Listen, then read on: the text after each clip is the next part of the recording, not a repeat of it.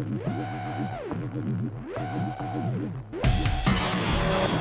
to the Electric Theatre.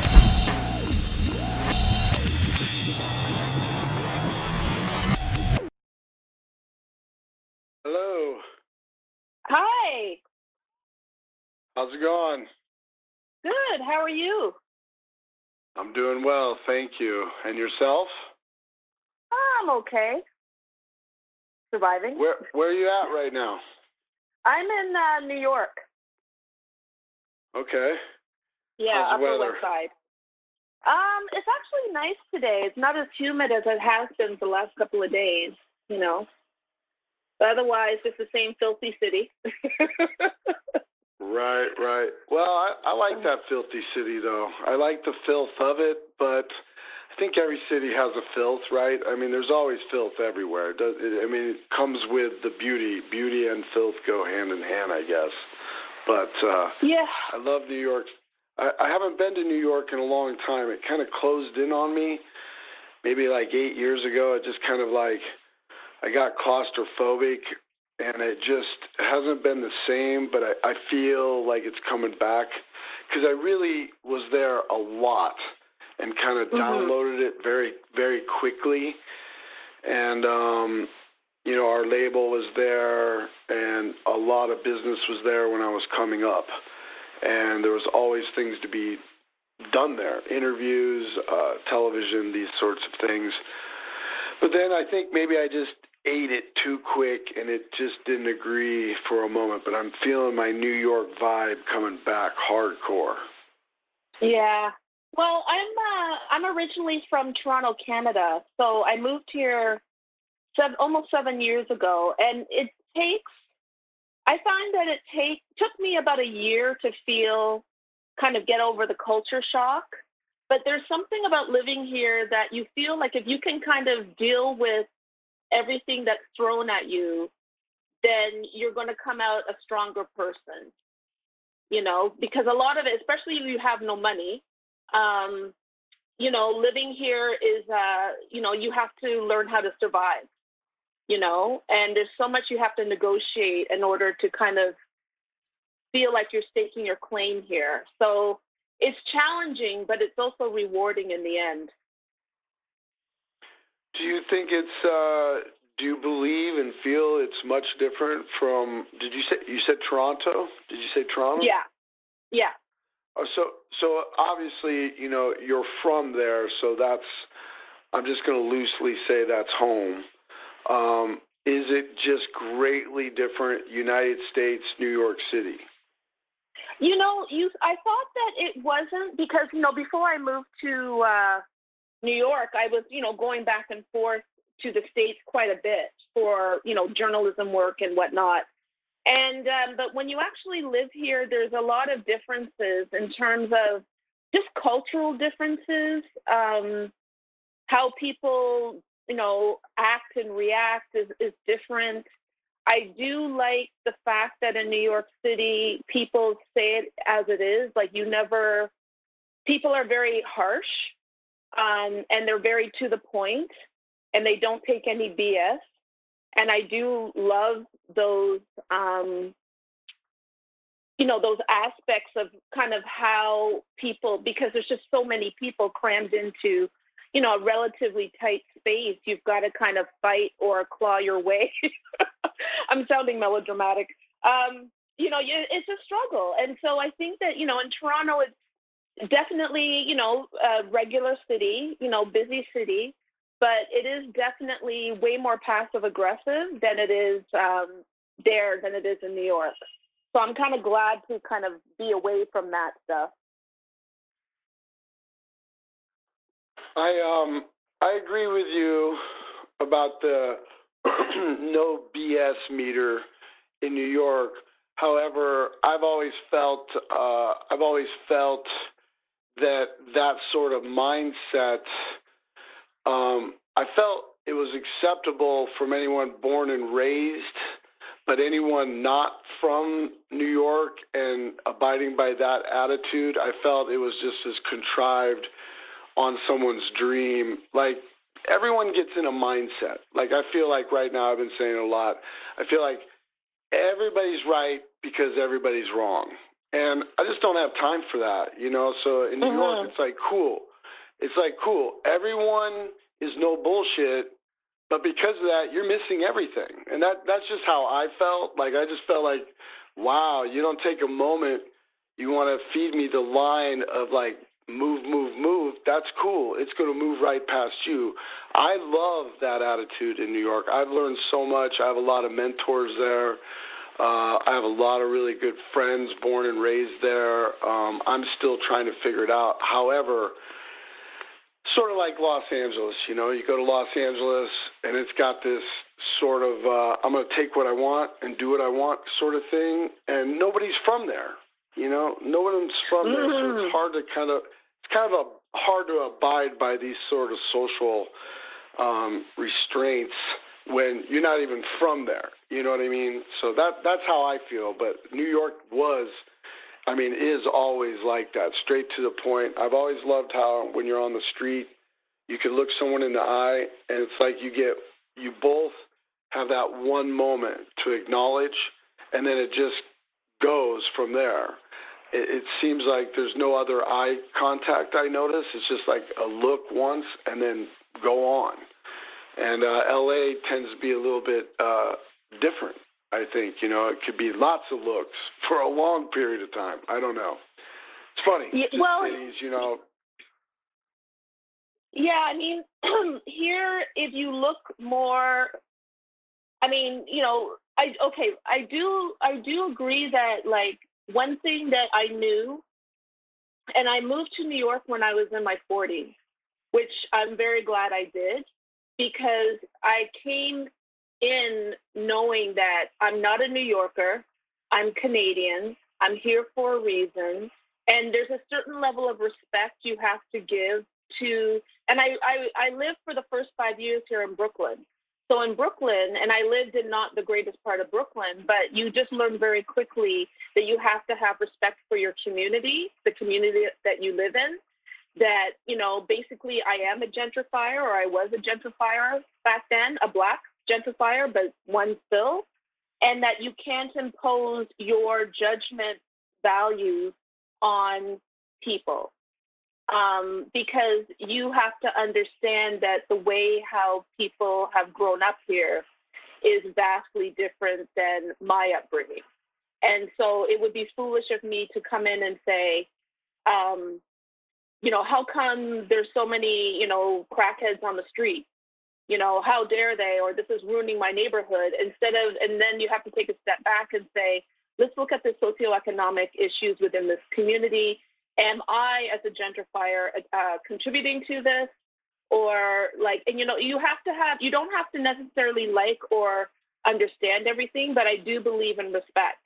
And, New York City demands respect, especially the people that you get to know over the time who have lived here for generations, who have just worked from the bottom up, and you have to listen to their perspectives. And that's how you learn and how you understand how, special the city really is and how you can really grow as a person living here. It's just not an easy road, I 100% agree. I love, I'm born and raised in Des Moines, Iowa, Midwest boy. Lots of farms, agricultural stuff around, lots of business. I'm from the city.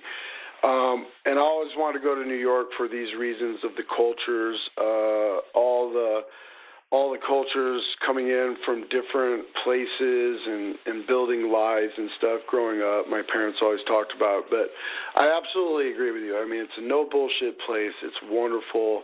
It's a beautiful place. You do have to understand there's so many people and so many different ideas.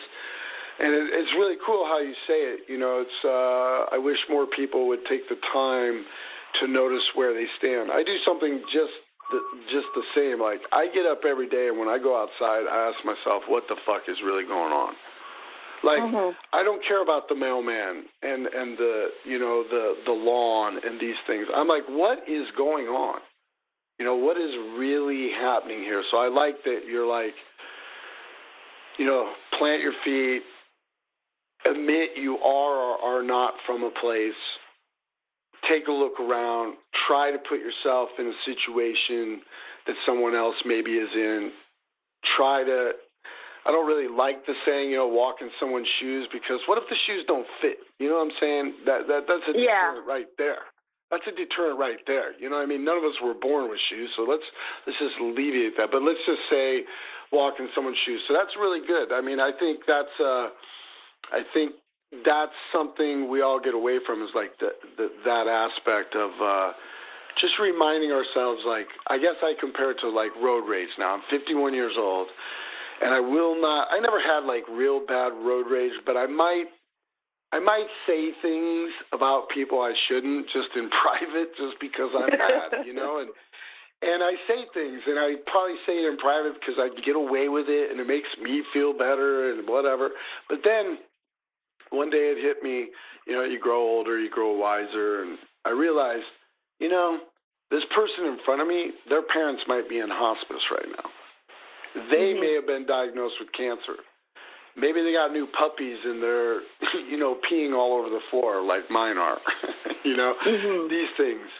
So, I just let it go. I don't have time for that, because I really don't know what the other person is dealing with, is what I'm getting at. And so I like what you said about just kind of stopping and going, okay, what's going on here? And I try to do that a lot more too. Seems like it helps a conversation better. It's like a piece, it's a small moment of a deep breath of not accusing or anything, just taking in the knowledge, So I like that. That's really good. It's a good thing for me to think about today, I think. Yeah, well, I think also, like, if you have been judged, you know how it feels to have been unfairly judged, and the pain and the hurt and, whatever. And so why would you want to impose that on somebody else? It's just trying to kind of come to terms with who you are, what you've experienced, and just saying, I didn't like it when someone did that to me, so I don't, why would I do that to somebody else? Because, the majority of us, or, well, right now maybe 50% of us, we're nice people. We don't want to intentionally hurt people. And I think just thinking about that really helps in terms of how you interact with others here. Well, and I think just in life on the globe in general, I mean, you hit on the most, I think throughout my whole career, I've always sort of paraphrased, I don't know, but tried to get into the same concept that you just said, is that the bottom line, and it can't really be fought. I mean, it's just, I don't know if it's common sense, but I mean, it seems to be reality any way you cut it. But 50% of the world, and I like that you went 50-50. I mean, I think everybody wants to be optimistic and say 60, 70, 80, but the reality is, honestly, up is only up with down. On is only on with off, so on, so forth, et cetera, et cetera, et cetera. So 50% of the world right now on this entire globe, this big piece of dirt with water, 50% of the humans love me or like me, and 50% of the world would care less. Don't care what happens, could care less. That is a starting point in my mind. It's always been a starting point, because early on in my career, there were so many people held on to an emotion, and emotions and feelings are chemical, and they're making them themselves. So the feeling could have been jealousy, hatred, anger, fear, whatever it was, but we had a lot of angst against us just because of just how hardcore we came out. And I caught it right away. The bottom line is, I can't make everybody happy, and I'm not gonna waste my time or my breath focusing on something that cannot be altered, because you cannot have up without down. It's just the way it is. So I don't know how much of a possibility as a human I have to convince the other 50% to actually come on this 50%. I don't think it's humanly possible. It doesn't seem to be possible in any sort of system on the entire planet, and humans are the worst of it. So it's like, you know, but I agree with you, and that's just something I've always, I mean, apply that to any city, Los Angeles, Dublin, Berlin, wherever it is, it's just kind of how you're rolling, you know. So just to continue and end my thought, I try these days, for me, I try to spend 24 hours a day around the 50% of life that I can cooperate with, that makes me feel good. And anytime I'm away from that, it shows itself immediately. I'm like, oh, yep, here's a part of that percentage is just bullshit for my day. And anyway, you know, it feels good to try and focus on a little more, I don't know, call it your 50%. Not trying to preach or anything. I'm just like, I thought it was interesting that you brought it to the 50 right away. So anyway. Yeah. Do you miss home? Not really. I hope my parents listen to this. Not really. You know, it's. I think that for what I was, you know, as a music journalist, as somebody who's, you know, I only write about metal, really.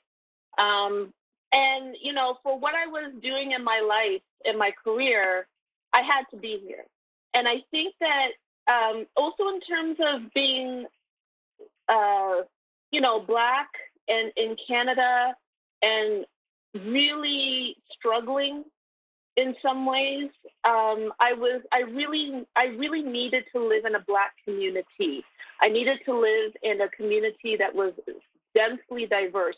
Not just African Americans, but like right now I live in Washington Heights, so I live in an Afro-Dominican, Latino neighborhood, and I love just being around just a diverse collection of people, because in Canada I felt like I always stood out, and not in a positive way, and I was just kind of tired of, I'm just like, there's got to be something better than this. Like I just felt like I was trying to, you know, or I was told or suggested to conform to a certain way of thinking and being as, you know, as a Black Canadian, as somebody with Caribbean blood. And I was just never happy there. And I'm not saying that, you know, I'm a PhD student now, so, you know, I wouldn't say my life is particularly happy right now, but it's a lot easier. And I just feel like I can be myself here in the States. And in Canada, I just felt like I was just so easily dismissed. And here, there's just more opportunity for people to kind of, you know, the people that you meet to go, okay, cool, you're into metal. All right, cool. You know, instead of this, oh my God, you're weird, there's something wrong with you. And, you know, because I've been writing about the genre and doing other things within like the metal scene, I was just like, I can't deal with this anymore. So for that reason, I don't really miss living in Canada. And I feel it's not, I think I've been really struggling with this. Like, you know, I'm 50, and I have been really struggling the last couple of years with trying to figure out, like, where is my home? Where am I from? You know, because I never felt like I never felt that Toronto, especially Toronto, or where I grew up, which is a city called Kingston, Ontario, I never felt like that was my home ever. So I'm still trying to search for this place of calmness and this place of just being me, just outside of all the isms of just trying to figure out or trying to find a space about, you know, who I am as a person. And it's sad that at this age, you know, I'm still kind of trying to navigate this, but it's awesome too, because it gives you a sense of freedom. that you're always discovering, you're always trying to find places and spaces that really speak to you. Just unfortunately for me, I just haven't quite found that yet. Do you think it's outside of New York City? I have no idea. With this COVID situation, I was stuck in New York. I got COVID in March, and I was sick for 2 months. And, I have elderly parents, and my whole family is in Canada now. And, people were like, oh, you should go home. You should go back and, go to Canada, whatever. And I'm just like, I can't. I'm defending my dissertation proposal. I've got work to do here. I can't. And I think it was just that couple of months that made me kind of go, well, yeah, where would I go? I'm thinking of Europe. I thought Europe would be cool. But right now, the way how the world is, I don't particularly feel comfortable anywhere. I want a place where I'm not going to get, harassed, or people aren't going to, make assumptions on my body, without getting to know me first. And I'm going to have to think about that for a little while, because right now I honestly don't know. Do you think the whole world's like that? You think the whole world makes assumptions? I have not been to every spot on the globe, not even close. Won't ever be able to in a lifetime to fully answer that. But, do you believe that everywhere is the same? For me, I believe right now I'm very leery. I think that if I were, to go to a Caribbean island, maybe things would be fine.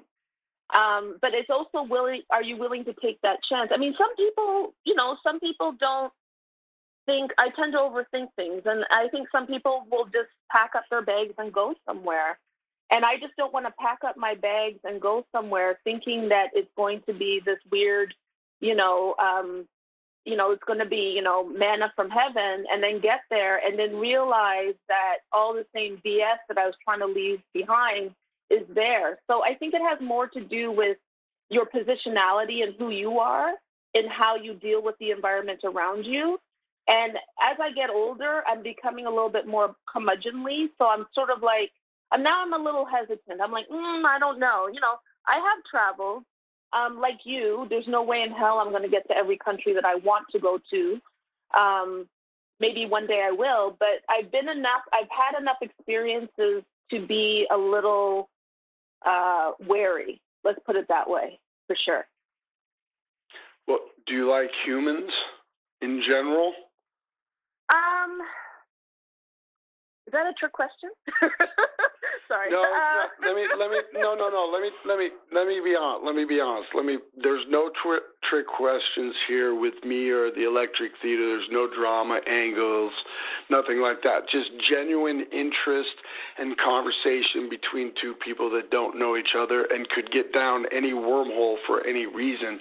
Not good or bad, just different. I asked because my next question was going to be, let's say you say, I generally don't like humans, don't really tend to be around them. I would say my next question was going to be, have you considered a tiny home and a truck and get off the grid? And I'm very interested in off the grid way of life, not political, not religious, not cult, not militia, nothing other than sinking my human feet into the earth and realizing that I come from somewhere much deeper than what was brainwashed into my being from the moment they pricked my finger for blood when I was an infant and fingerprinted me and took my footprints, and all that bullshit started right then. And so these days I'm very interested in finding space that can be obtained for hours and bees, flowers, streams, could be a city. There's all these wonderful sort of, besides federally regulated parks like Yellowstone or what have you, you also have a million other things, like here in Des Moines, a couple miles from where I live right now in the most northern suburb, we have a spillway. So there's a big dam, and the lake's on one side and the spillway's on the other. It releases the water when it floods. But anyway, you can camp right by there. And most people, I would think, if they like to go out and be adventurous, it would be a great spot for one night. You might not stay there a whole week, but it's something, and the vibe and all that. So I was only asking because maybe your place is all places. Maybe you come from everywhere. Yeah, I mean, it's weird because I do like people, and I think that because of the work I do, where I'm really, I love teaching undergraduate students or high school students and dealing with young people. I really enjoy what I learn from young people. So I like the idea, I like kind of the interactions I can have, but I think I would be one of those people that would probably want to get a tiny house or do some traveling, or just be in a remote place, because I feel that kind of being in those spaces of beauty, of nature, of calmness, of clear water, I think that it's really important for the human psyche. I think that if it was a perfect world, everyone should kind of be able to take some time out of their lives and just be still. Because especially now, like what's going on is like we need that. We actually need that space. We need that space to keep ourselves sane. But unfortunately, a lot of us can't access that space. So yeah, I don't know. I like to think of I guess I struggle between wanting to be a nomad and also the traditional kind of nuclear family that I was raised in, but I haven't gotten myself right now. And so I'm always, trying to navigate kind of like, do I want to get married and get a house? And, that would mean I'd have to be in one place for more than 5 or 10 years. And then I start, feeling panic about that. So I don't really know, but I do like working with people. I do like talking to people, but I also don't really like people that much either. And it's just, I love humans, but sometimes the human condition can be a little bit exhausting. I agree. I mean, I'm fascinated and have been since I was a child with the animal kingdom. Maybe growing up in the 70s was National Kingdom and, National Geographic and Wild Kingdom and all these shows that were designed around like the education of that stuff. And then, as we grow older, then it became, the Crocodile Hunter, who I love, and all that kind of stuff. But it seems like it came a little more flashy than the hardcore reality, because I grew up watching hyenas eat baby elephants, and I would cry, and I would ask to change the channel, and I would cry, and my dad would basically break it down to life's realities, and humans just fuck it all up. You know what I mean? The animal world's brutal, and I just don't think we could ever handle that. And we got away. We all got away from, because we're killers. We're animals. We're at the top of the food chain. But we brainwashed ourselves to, everything that we wanted to, this is my thoughts, it's like everything we wanted to learn, we denied ourselves everything we weren't supposed to learn. Every time we learn something, it's like we're denying ourselves the ability to learn it. I had someone in sobriety tell me once, and I got alcoholism in the family, and I grew up with it my whole life. And this friend of mine said this once out loud. He said, "Hey, clown, you ever think of what it's like when you're sober and every day you wake up sober, and after many days and possibly many years, do you think your brain wakes up more to the reality of what this is?" And I just thought that was fascinating because, it's easy to be bad. but it's almost impossible for some people to be good. It's so hard to follow what we consider good. But anyway, I just always felt, with all that said, I just figured we always deny ourselves what we really are. And that's why the human thing, I think all of us have a distaste for each other. Because if you look in the animal world, I mean, it's a very serious world. It's unforgiving. I mean, you just watch a hawk fly off with a little baby bunny, and you know what it does to us, the rage or just the fear or the tears, I mean, so we just deny even thinking about any of it, and then we've created our lives, and it's, right. I bring this up because I don't own a tiny home, but I camp and can sleep outside. I make tree structures, all this stuff just to, be that nomad or whatever. But I say it because I feel like everyone has the opportunity in life to change their life right now, right this second.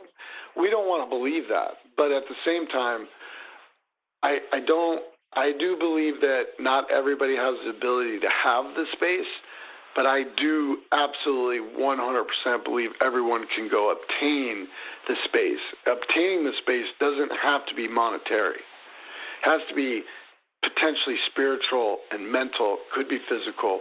But, everyone could just get out and go obtain a space. Maybe not own it, maybe not always have to be able to get to it. But I think we've forgotten these things. I mean, yes, people have to work. They can't get away from work. That's what's up. But if you sleep, you can get outside your space to get another space, is all I'm saying. And those tiny homes always fascinate me because you pull them on wheels, and we think we need the toilet. We think we need the shower. We think we need the stove. That's okay. Take it. Load it down for a week or two at some friend's land or something, get a whole different mindset and move on. I think that could be something everybody needs to do right now besides think they got to be inside and just spend time with the family, because I question how many people are really living by that rather just saying it. Because it feels like something all of us should say when we're being asked. This is okay because I'm spending more time with the family. But are you really? Are you really, really, really spending time with the family? Right. So, I don't know. Space is very important right now. Yeah, it is. It is. Yeah. I've been mildly resentful being in New York this summer, that, I have friends who will be like, oh, yes, I went to the Hamptons, or, we rented a cottage here and there, and, we just had to get by the lake, they say, by the lake. And it's just, you envy, well, you're like, good for you, I'm glad you did it. Part of me is just resentful because, I can't do that right now. Maybe one day I will, but, I can't do that. So you're right. You have to think about other ways to kind of create the space, this, metaphysical or, metaphorical space for you in whatever you do and wherever you find yourself situated in, as a form of survival,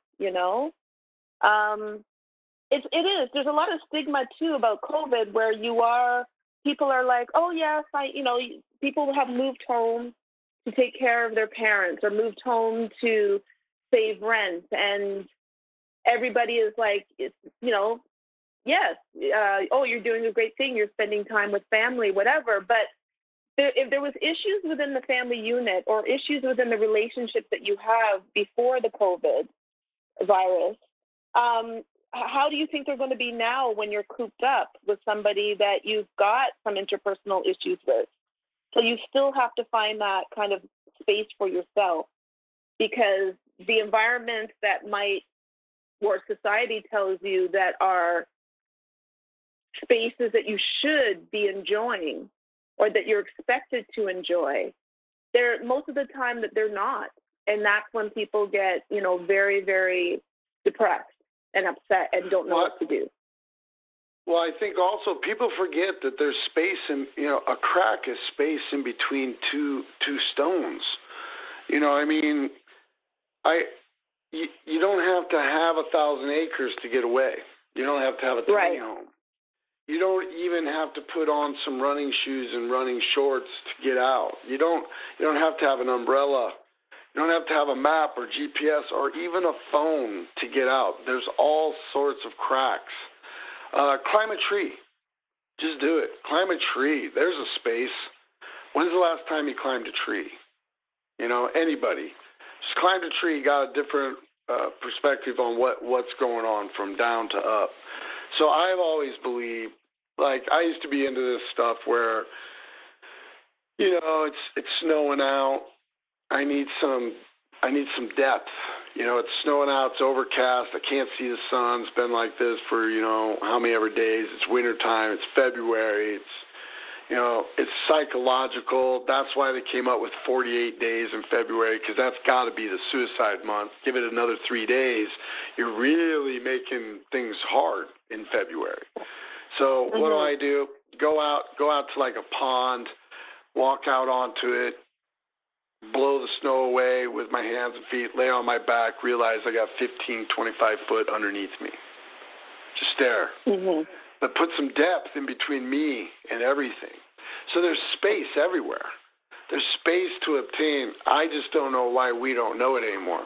I read something and watched this big-time money guy who's one of those dudes, Fortune 500 guys, and he was more of a tech guy and an educational guy, and he was saying that in the future, the not so far future, that if children in school don't learn how to code, they're not going to be able to express themselves. And I thought, well, here we go. We're locking ourselves in this space. And, up until this point, you could put on headphones, grab a guitar, play drums, do something in a space that you're confined, that you're stuck in or whatever. But I just feel like we're getting forced into spaces. I just feel like it's getting tighter and tighter and tighter. And everyone needs to find some more, area, I guess. Yeah. No, definitely. I don't know if this is a good example of what you were saying, but I was thinking about my space, or the space I create for myself on a regular basis. And I listen to music. I just find like I go onto YouTube and just go down a rabbit hole for about 2 hours of just discovering, I'm a bit of a nerd when it comes to that anyway, but I find that that's my happy place. And that's where I actually, if I'm listening to, an old Rainbow song or something that Dio did, with, Deep Purple, I'm trying to go through the whole discography of Black Sabbath and go off and find all the solo recordings from all of the singers and all the vocalists that they had over the last 50 years or so. And so I get so much joy in being like, oh my God, this is great, or oh, his voice, or he, who's better, Dio or Ian Gilliam as a vocalist, or, what happened with David Cloverdale, and why did he transition to Whitesnake, and look at the, musical comparisons between then and, then the 1980s kind of, hair metal heyday. This nerdy stuff like that, that really kind of centers me in terms of what I like to do and who I am. And I'm able to drown out the outside world and drown out, like, whatever is going on in my life just for that 2 hours of just listening and discovering music, or, rediscovering music that I hadn't listened to in like 20, 30 years. And so that's how I do mine right now. And it really works. It's very therapeutic for me. Well, knowledge is something you give, so it's a common goal, really, right there. Yeah, I mean, regardless, I guess, of the space, whether it's nature or underwater or on the World Wide Web, whatever, that space is so important. So that's awesome that you have that you can go down that wormhole. I do. Mm-hmm. I do a lot of similar things, you know. I let music find me. You know, I love music's the only God I know. It's the only thing that's been there every moment of my life and never not been there when I needed it. And I don't even need to listen to it to have it, you know. And anybody who loves music understands that. So I totally agree. And I go on. I get a little more frustrated because somehow, you know, all these pathetic companies with their fucking algorithms, you know. Cool. Good for you. Good for all of you people. That's awesome. I think all of you have forgotten you're human too, so I hope you get hit with your own games. So what happens is I'll start down that wormhole, but somehow it ends up on me. I'll see my dumb face talking some dumb shit, and I'll be like, okay. And I got to turn everything off in the house, and I got to take the dogs for a walk because all of a sudden some interview from 2005 comes on. I couldn't even recollect where I was, let alone what the hell I'm talking about. That moment in time with people pressing me to attack me to either go against my own members or go against metal or go against, anything they can do to divide and conquer. That's what it's been my whole career is just let's pick apart the knot in some way and find the drama because they're not that great. And I'm sorry, we are that great. So it's whatever anybody wants to say. But that's been the fight the whole time is just the whatever. So I love going down the road looking for new stuff. I let it find me. I'll be on something and, I like all the glitches and stuff. So I knew this guy's name was Doug Keogh. And he worked at Roadrunner Records. And he gave me this gift. When iTunes first kind of sort of came on, I had done this album on Roadrunner called To My Surprise. Mm-hmm. And I'd always go into Roadrunner, and I'd always go into Doug's office, and I'd be like, we would talk. We'd just get in these mad conversations, and I really respect this gentleman. And so I asked him one day, I said, hey, what do you think? I've been waiting for you to bring up my other band. And, you haven't said anything. And he's like, oh, no. I put all of my music into an iTunes library, and I put it on shuffle. And I just wake up in the morning, and I go down the road that it takes me. And I was like, that is so cool.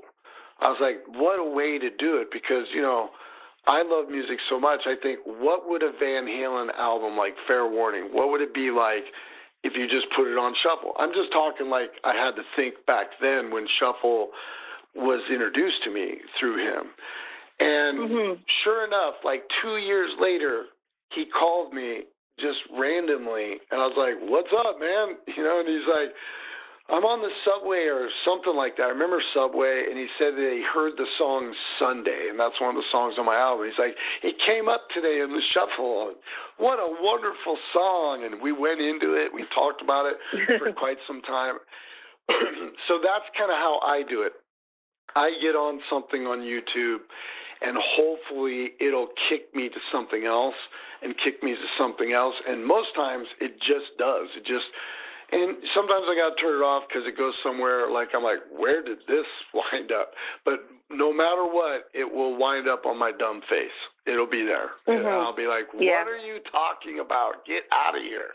So I like that too. And it's a breather. And I think it's okay that I'm not a big fan of the internet and TV and the phone and all that. I grew up without all that stuff. So, it's still sort of a deterrent from the things I need to get done, because so many people are on it.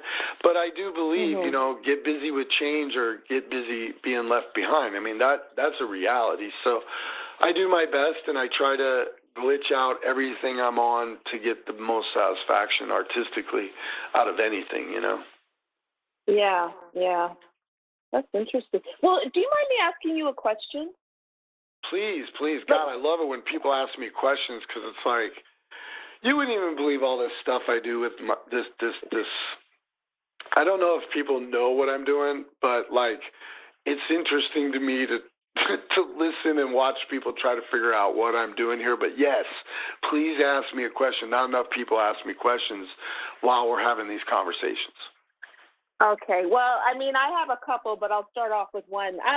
Just how did you guys, when you first started the band, and when, let's say, when your first single was released, or within the first couple of years of your existence in the public eye, how did you guys deal with kind of this backlash of people saying it's too aggressive, it's too angry, or just the general issues that some people have with just heavy metal as a genre or a culture?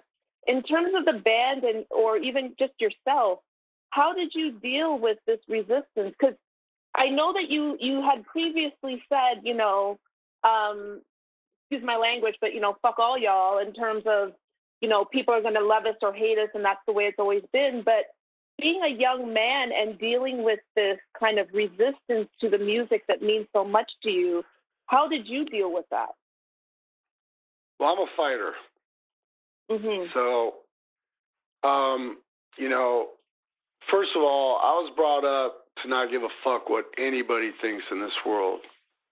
Right. And the reason why is because I'm human, and you're human, and the guy that's bullying me is human.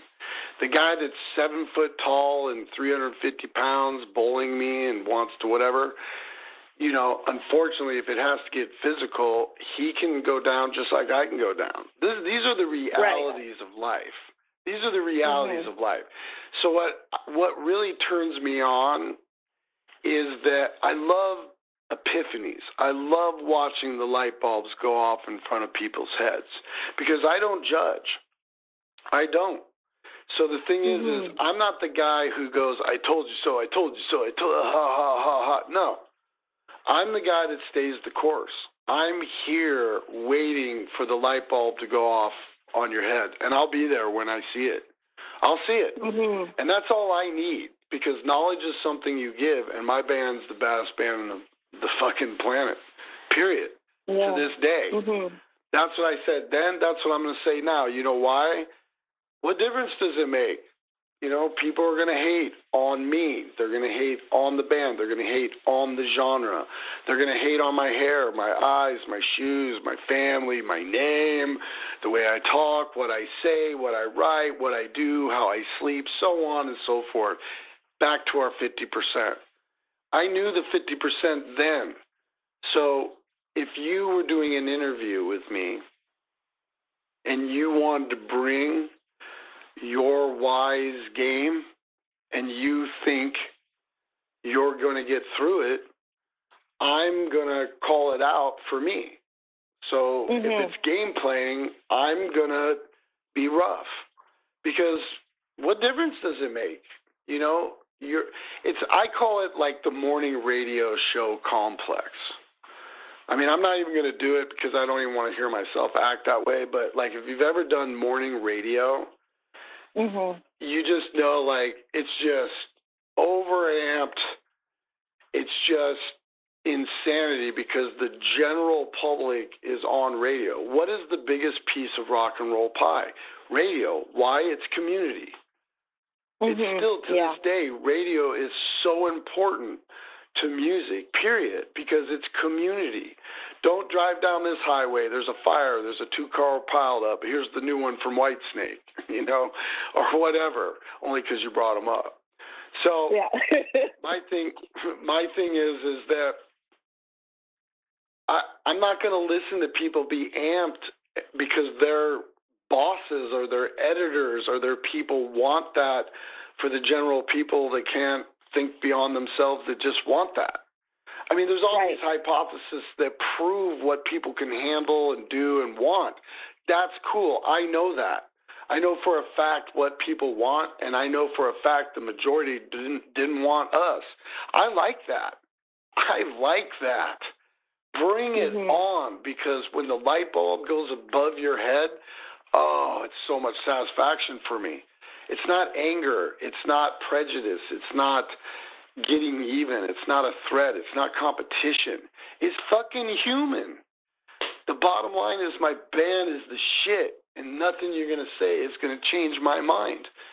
Don't care. Mm-hmm. You know what I mean? That's how I dealt with it. It's a big joke. I love watching people come at us. I'm like, here we go. This is going to be fun. Hey, clown, what's your favorite sport? Slipknot. Hey, clown, seriously, who's your favorite home run hitter? Slipknot.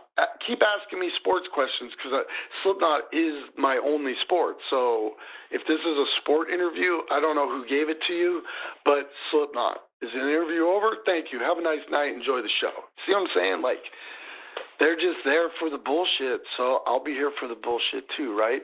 But a lot of it was just, look, I'm probably the biggest Slipknot fan there is. And that's why I love our fans so much, because I'm them and they are me. And I got bullied and picked on for what I liked and the music. And I just looked at people and be like, what are you going to do? Beat me down?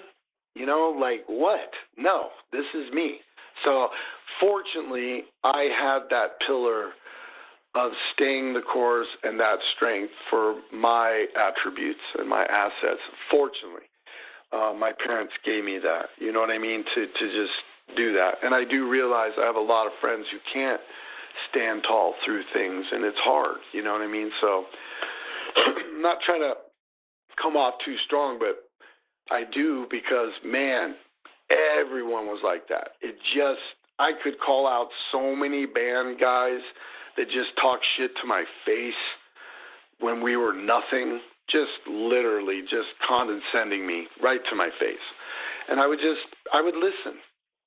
You know, I would listen, because knowledge is something you give, and they were definitely giving me knowledge by degrading me.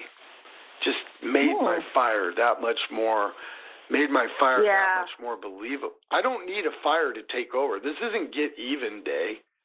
That's where we all go wrong, is get even day. That's you got to kill them with kindness, not with fire. You got to kill them with kindness, you know. So I just listen and remember.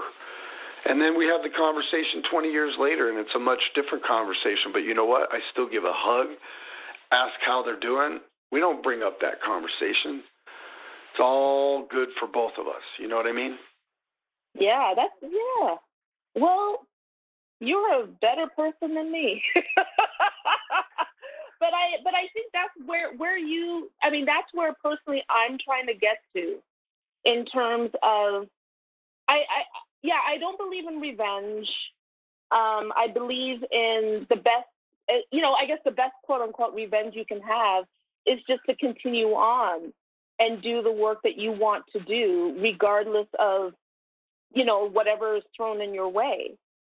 Because I know the feeling that if somebody tells you you can't do something, I know how that feels. And I also know how it is when you consume that, when you say, well, I guess I can't, I guess I can't do this because this person that I respect or trust, could be a family member or a good friend, told me that I'm not very good at it, and so I would say I'm 90% there, in terms of just saying, well, the best, the only thing I can do, because I believe in emotional energy, and I believe in retaining as much emotional energy than I can, instead of expelling it, especially towards people that are just not worth it, But I really like what you said about, like if somebody,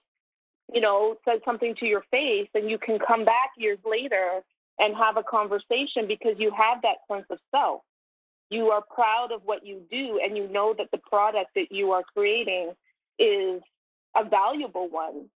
I think that's a really good lesson for a lot of people. And you're right. A lot of people might not be able to do that, to like rise above the fray or rise above the negativity. But we really have to, especially as creative people, we have to, and we always have to have, a really good sense of self. Like my book, when my book first came out, I was like, my book is my child, and I protected it like my child. I defended it like it was my child. I don't know if I feel the same way anymore, but I do feel very passionate about what I do. But I got a lot of shit for the work I've done. And I really had to dig down inside of me and just say, but this is what makes me happy. I love the people I've met within the scene. I have very good friends within the scene, and I have people that support me. And that's what I had to really focus on, instead of like focusing on the people who were saying, as a Black woman, you're not supposed to be doing this, or what do you know? You don't have the capacity to understand the music, or, whatever was out there. You have to be able to rise above it. I hear something like that. I got to read between the lines, right? So I hear someone say, I hear you say that another human being says you don't have the capacity to understand that. And see, that's when I just listen. And I don't smile condescendingly. I'm like, this is what I need to learn. I need to listen to this person talk, because this proves I'm where I'm at. This proves I'm actually doing what I need to be doing, and I'm going to come back on this path, and we're going to reunite, and this person will have grown. Hopefully, this person will have grown or had that epiphany and may not even know where we were on this path. And we'll be right back here, but it'll be a better day. Because that's just, I guess, as we call it. I mean, look, everyone's different. It's all one blood. I love that saying, always have. It's always, let's get down to the fuel that's full of oxygen that actually fuels these brains and hearts. That's what's up. So I know I'm different than you, and you're different from the next person. But when I hear something like that, I'm just like, geez. I'm like,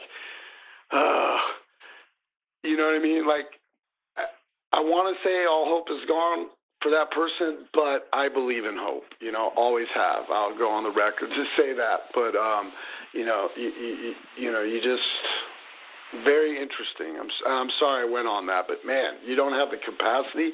What does that even mean when it comes to music? What does that even mean? I mean, music has no eyeballs for anything. It's audible, first of all. It's audible. It's audible. It's for everyone. It's for everything, including plants. My dogs love fucking music. Love it. Require it. My one pit bull comes downstairs and watches me play drums. Loves it. As long as I play jazz and like blues and stuff, nothing too hard on her ears, but she loves it. So anyway, sorry to get off on that, but that's just crazy. Don't have the capacity. That's a really strange one. Well, when you say that, like, music, like, we all need music, not just as individuals, but everything. If for plants, if you play classical music for plants, they will grow. I think that one of the issues is within the music industry is that because music is so categorized, and because music is known for, cultivating or shaping one's identity, that it's of ease that somebody can say that, because they feel very comfortable in terms of, let's say, putting a barrier around heavy metal, for instance, and not wanting people to come into that bubble because it might ruin kind of the emotional or psychological effects that metal has within them. They have to keep it pure in their mind, and they're very resistant to having anyone who doesn't look the part enter that space. And a lot of that, I think, has to do with, categorizing or like controlling people through what they listen to or what they enjoy or how they play. And it's all about control. So you're right. In that particular case, that person was projecting something onto me that luckily for me, I was able to say, well, that's on you, son. That's your issue. Because until you give me some legitimate reason as to why I shouldn't be doing what I'm doing, why would I listen to I'll listen to your opinion, but your opinion means nothing. because what you just said to me doesn't make any fucking sense. You know what I mean? Yeah, totally. I always laugh because there's this hierarchy belief system of what things are, but you just have to look in between the lines. Like labels, they're not labels, they're banks. That's a brainwashed thing. Everybody who gets into the business, like, I need a label. What? You need a bank for a loan? Okay. So don't get mad at the label for selling albums. You asked them to, okay? If you didn't sell them, it's because people chose not. It's really not anybody's fault. Could be the wrong time. Could be anything. You asked the label to sell. You asked the bank for some money and sell some albums, and hopefully they did. But I always laugh because of these names, metal. Like, I don't like that name. I don't like the word metal because it's too much of a classification, like you said. Like, is the guy who works at Wells Fargo who golfs every day, is he expected not to love metal? I can't tell you how many of those people I know. And they're more diehard metal.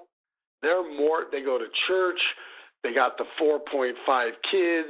They do the job. They PTA, whatever. More metal than people that have mullets and jean jackets and this and that. So I don't really like names because it just separates all us to begin with, because it's all pop. It's all pop to me because it's pop culture. If you can say the name in a different city, if you can say a band's name in a different city, it's pop culture. So it's just that, labels, banks, they classify us, keep us down, keep us here. But, we pay the janitorial bills at least. We pay something at the big labels, but they do classify it. And then they try to make me think, well, this genre of music isn't that, this, that. They're the ones that put it in the bubble. I don't know any human being on the planet who went, let's just say everybody who went through high school. If you were 14 years old, there was a band on the radio when you were coming to school that fit the pop, hard rock, metal, whatever the hell you want to call it. There was a band. Maybe they were doing blast beats, maybe they weren't. And then 4 years later, when you were out and the new era of kid was coming in, same thing. Every year there's a 14-year-old who needs aggressive adolescent music to help them through cultural and social scenes. It'll never change. The banks know that. They're the ones separating, because we're just human, aren't we? Yeah, I'm the clown, but I'm also a member of the human race. You know what I mean? Right. So I get very frustrated with all labels, meaning, you are this, you are that. People are like, I just always say we're a hard rock band. I love rock. I love metal, some metal. I love blues. I love country, some country. I love all music. So I don't know. I don't even know where I'm going with it. I get worked up with with everyone. My dreams these days are to get away from the bank, and it's going to happen. And it's going to happen, and it's going to be great because I'm going to spend the rest of my life away from those classifications doing exactly what I want to do, which is pure art, with no suggestions, with no help. And if I fail in their eyes, so be it. It'll be a happy success failure. It'll be bittersweet in my mouth, So I just care about the fans and what we do when we're together, and the business can sometimes really deter me away from my love of the art. But I do both. I walk hand in hand with both. So I have a million, seems like, label friends and people. Unfortunately, a lot of them just come and go. You know what I mean? So it's impossible to keep a relationship going with someone in power at a certain place, because in 2 years they're working at Wells Fargo or a Dairy Queen. You know what I mean? It's just I'm still doing my thing, but most people I knew from the beginning, they're all gone and doing different things. Yeah. Did you when Slipknot first came out, were you at any time surprised at why the fans were gravitating towards you? In terms of being able to kind of pinpoint an emotion that Slipknot was giving, and they were latching onto it. Like, did that kind of surprise you at all in terms of why never people? surprised me. No, it's never surprised me for one. I'm not trying to be cocky either. Honestly, we're one and the same. So the bottom line is, if a true Slipknotian is 100% a diehard and stays with us, which they do, that's why I refer to them as maggots, because they grow wings and they fly off to their own lives. And we are very fortunate because they fly back and still spend time with us. They may be married and have kids and don't even listen to aggressive music anymore, but they still fly back and say hello and adorn their lives with us because it's part of my life. So what it is that as long as I'm telling the truth, there's no surprise, because I get up on stage and I give 190% of myself. Even if I'm sick, I'll look at the fans and go, I was horrible tonight. I did the best I could. It wasn't the best performance, but I promise you I tried. That's the truth. As long as the truth stays there, it's not a surprise that it's happening. You know, the minute we get clouded or it gets diluted, or that corporate world, whatever it is, whoever they are, however they are, they're not all bad, you know. It's not all bad, but you have to stay on. You have a duty to yourself to stay true to what it is you think. You know, it's that, what is it? There's two voices in your head when you're on the side of you and I are on the side of a mountainside, and we're looking down at the ocean. There's two sides going through your head. There's I could jump or I could push. I could push him or I could jump. You know, there's these voices in your head that go through that are not controlled. It's the same thing. I have voices all the time testing me what the truth is. You know, it could be monetary. I think most people always think it's business and monetary. No, with me, it's almost strictly spiritual on a 24-hour day these days. It's literally correcting my moods, treating like my marriage. I've been married almost 30 years, and I almost don't believe it anymore, because we are just two people that decided to live with each other. We have dedicated ourselves to each other, two humans. Marriage isn't supposed to work, I don't think, you know. There's no husband duties. There's no wife duties. We are two human beings that decided to live together, to be together, to live our lives, you know, together. And I guess that's the truth. So, you know, I have business decisions that hit me all the time.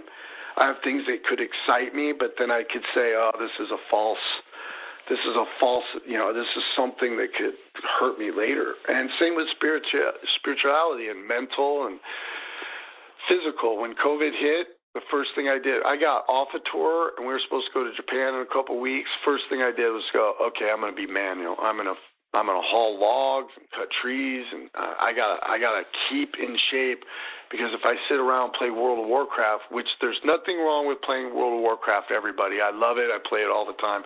I'm just saying I could get lost in that world. I could just get in there and stay there for months, and I chose not to do that. I'd go outside and fix up my yard. So that's how I dealt with it, you know, and that's how I deal with. There is no surprise. I just stay true to myself, and because I do, there's a lot of happiness. You know, I've always believed we don't preach, we don't really talk about religion, we don't talk about politics. We just, if we did anything, it's don't ever judge me, and I just really believe that's why we have our culture, because they can rely on us. They might not like everything I do or I say, but they're like, at least he's being true to himself. And in these days, in these days, I'm so offended with all of us that even comedians are being corrected. Humor is being corrected because it's too personal.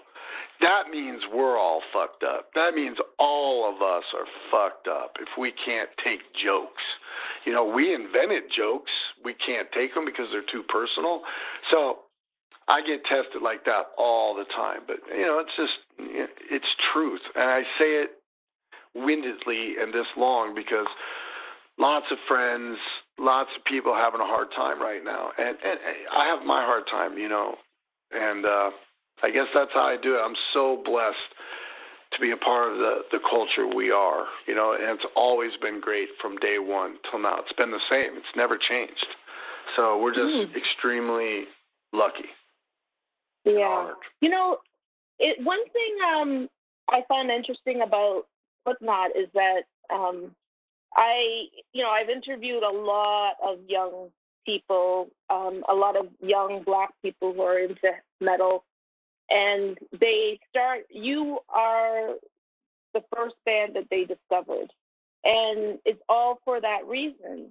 There was the first time people listened to a band that actually acknowledged something about the human condition that they were feeling, that they couldn't feel, that they could express. So from listening to, let's say, Iowa, you know, a lot of the kids that I interviewed over the years, they were like, you know, I was an angry kid and I was dealing with this and I couldn't talk to my parents. And they found that there was something in the music that made them feel like how they were feeling was okay. And it didn't matter what color they were. It didn't matter what, you know, whether they were rich or poor or living in the suburbs or, you know, whatever. They felt that as an individual, this band spoke to them.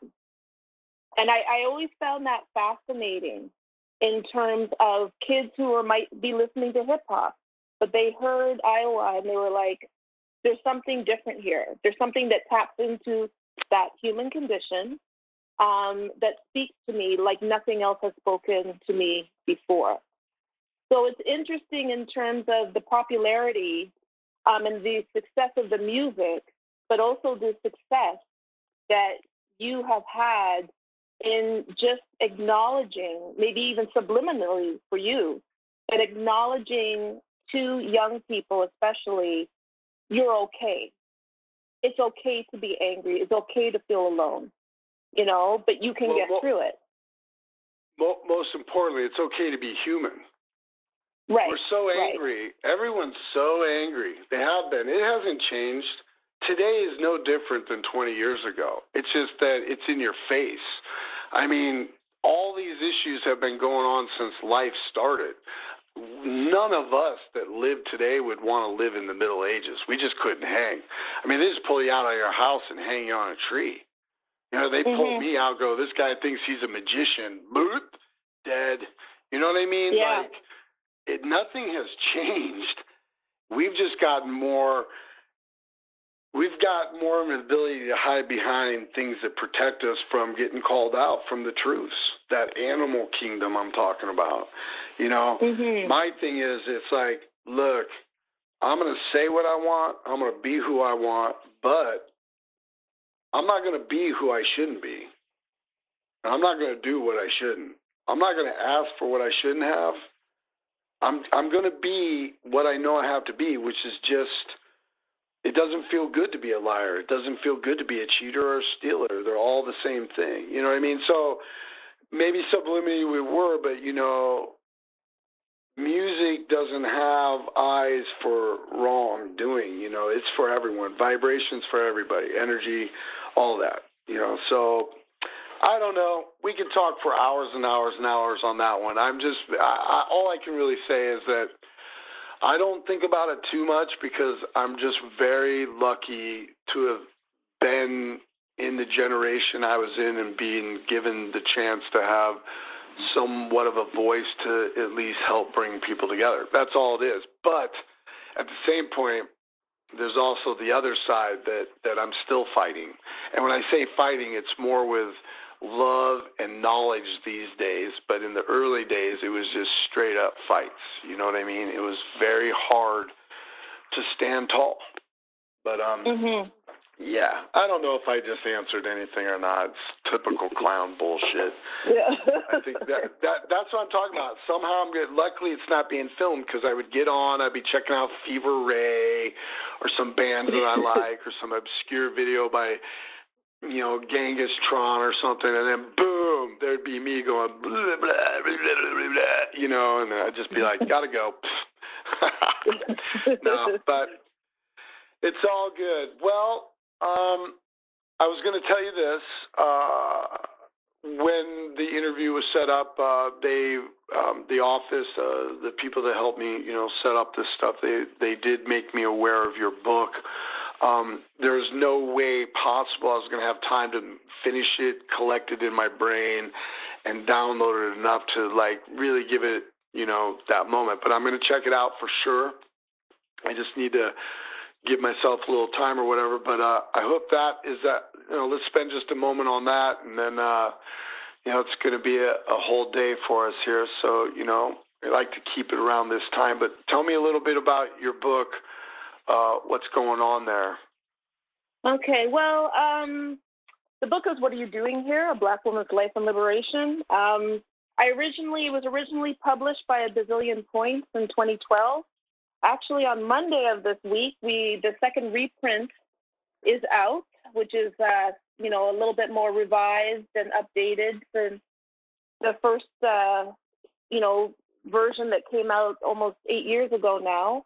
But basically, it's just really looking at the experiences of Black women in heavy metal, hardcore, and punk. And it's kind of focused on what it's part memoir, probably a little less memoir than some people would appreciate. But what I was really interested in doing was, interviewing a number of women and industry workers, and just kind of talking about, what draws them to, heavy music, and also issues of sexuality, issues of race, issues of class, and really a lot about the industry itself in terms of,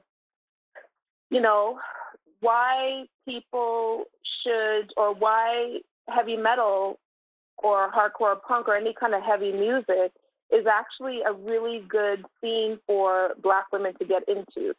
And the reason is, it kind of goes back to my question to you about, fans and Slipknot, is that, growing up, for women especially, you are told that you're not supposed to be angry, or you are told that by demonstrating your anger within a public space is, inappropriate for a woman to do.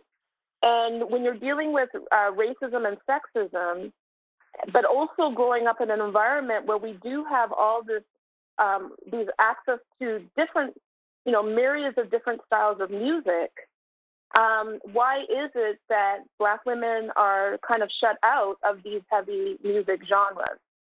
So it was asking a question, but it also was about really seeking liberation and freedom through the music, through the scene. And my argument is that primarily the underground scene, I'm personally really interested in kind of like the extreme underground scene, but really trying to argue the point that it is a sense of freedom, that there is something about the combination of the music and the combination of the scene that actually allows participants to be more free and to be able to be self-expressive in other genres, to be more kind of expressive and be seen as an individual versus other scenes of music. One thing that I was really interested in was kind of like why the racialization of genres. And so why is it assumed that all Black kids listen to hip hop? And what happens when a child or a kid is like, but, I was raised on the radio, as you said, I was raised on public radio. And I was, I had access to all these types of music, from Michael Jackson to AC/DC, and I didn't understand as I got older why people were telling me that I wasn't black enough because I preferred AC/DC over Michael Jackson. So I wanted to find, a group of women or a collection of people that had the same experiences, put it into a book, and also just try to create something where a kid who is listening to vinyl in his or her bedroom and ashamed of what they're listening to or what they're into, just to try and give them something where they realize or they understand that they're not alone.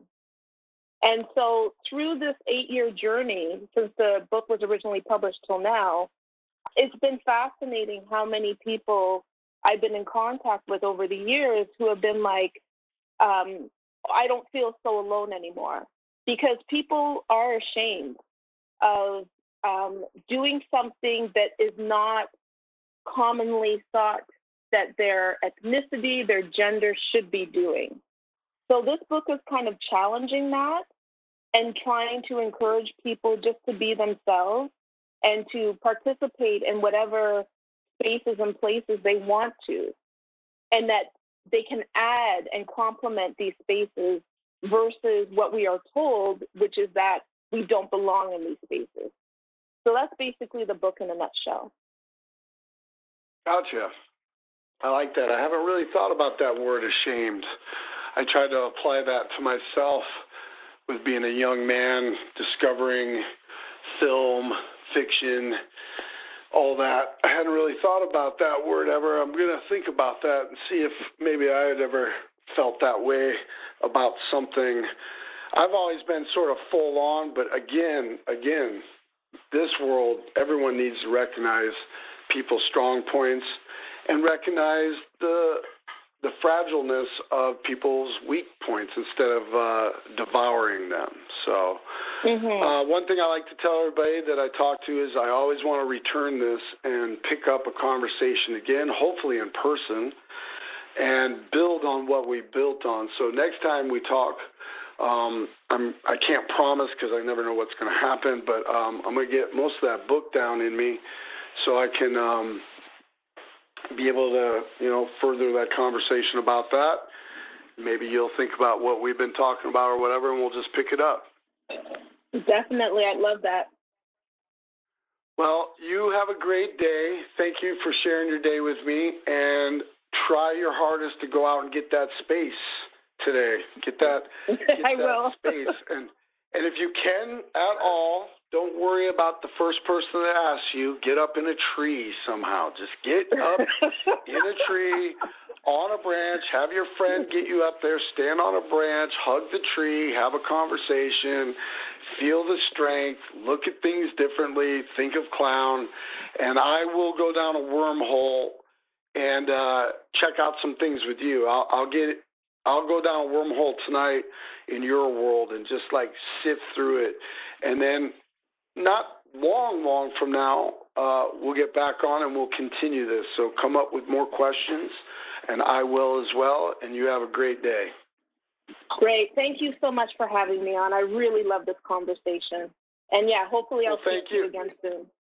No, you will, because that's all this is about, is two people who absolutely don't know each other getting on a communication device and just going wherever they want for any reason without anybody telling them where they need to go. And that's really what I'm just trying to prove, is that we can do this.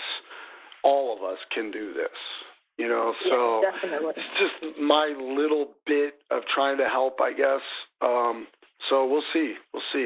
You have a great night, and I'll talk to you soon. Okay, take care.